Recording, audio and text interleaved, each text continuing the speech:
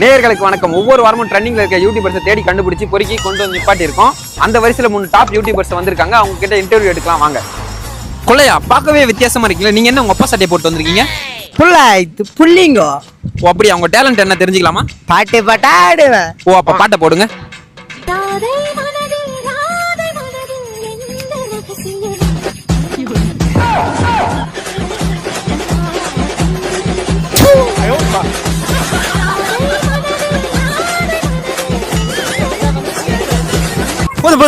போதும் ஏந்திருங்க.